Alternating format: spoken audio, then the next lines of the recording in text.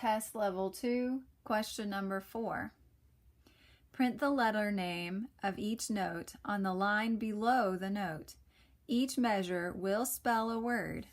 Look at the clef sign. Now, 1, my clef didn't print completely, did it? Looks kind of funny. Fill that back in there. Okay, there's our treble clef. You do want to look at the clef sign, because otherwise, if you were doing this as it was bass clef like the question before it in this case, then you'd be completely wrong and you'd lose 9 points. So we don't want that to happen. Again, you want to be very, very good at your note names. And so if you didn't watch question number 3, I highly recommend that you get one of these apps in order to help you out. You want to be a good note namer. So this is a good reason to study it. All right. My last tip here is that sometimes the words that you spell are not very common words, or they are not words that we use very much at this moment in time. So be careful about that and make sure that you've got it right, even if it doesn't spell a word you recognize. All right. And then sometimes you might want to ask a grandparent if that word makes any sense to them, because that's kind of where the vocabulary words come for a lot of these. So first, we want to do all capital letters, and you just label them. Remember, this is the G clef.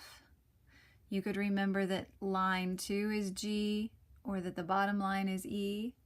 In school, they're very big on telling you every good boy does fine, or deserves fudge, or Elvis's guitar broke down Friday. If those work for you, then they're fine for taking a test.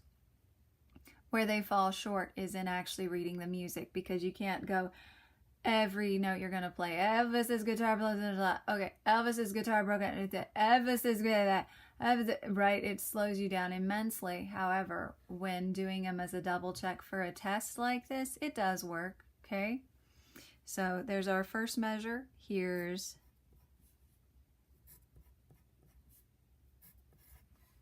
fed, okay? Ace, fed. We fed the cat, that makes sense, right?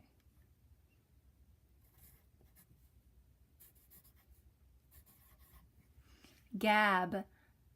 I bet that is a word that not too many of you second graders are familiar with.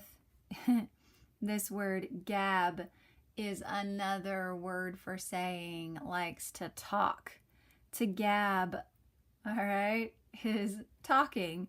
It's a very old word. Like I said, ask your grandparents. So don't rely so much on your knowledge of vocabulary as your knowledge of what the notes are.